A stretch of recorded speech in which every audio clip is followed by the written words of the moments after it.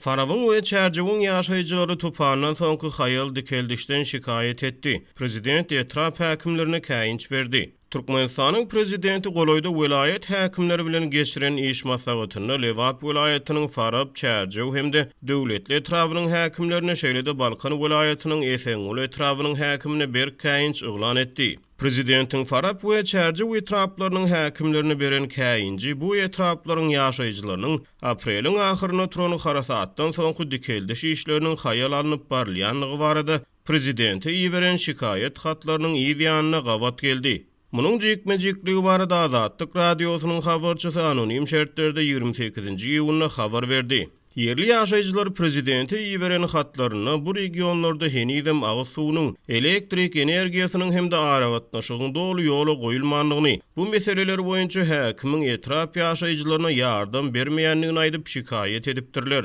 Ýatlasak 27-nji aprelde Türkmenistanyň günnägör tewtlerine güýçli tupan turdy. Onuň netijesinde Lewap we Mara welaýatlaryna onlarça adam helak boldy. Hemde yerli ilatyň durmuş üçinçiligine agyr ziýan etdi. Habarçymyz Farab we Çerjew etraplarynyň häkimlerine berilen käýinçleriň bu regionlarda harasatdan soň alınıp barlayan dikeldiş işleriniň haýaldygy bilen ilteşikligini aýdýar. Ençeme Farably ýaşaýjy harasatyň izde galdyran zirzebellerini aýyrmak üçin tehnika sorap häkimden eden ýöneki haýyşlarynyň hem kanagatlandyrylmagyny aýdýarlar diýip habar çaýtdy. Azatlyk radiosy bu maglumatlar boýunça Farab etrawynyň häkimliginden kommentariýa alyp bilmeýär.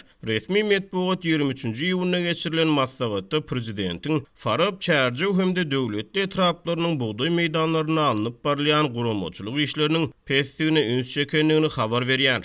Güýçli harasatyň oba hojalyk ekinlerine ýetiren ziýany döwlet medeniýetyne agdalmaýar. Farably we Çerjewli ýaşaýjylaryň ardy şikayet hatlary we olaryň ýa-da etrap häkimlerine berilen käýinjesini beren yerli çeşme Türkmenistanyň etrap häkimleriniň ygtyýarynyň berk çäklidigini, ähli meseleleriň aşgabatdan çözülýänligini, dolandyrşyň merkezleşdirilenligini gurrun berdi.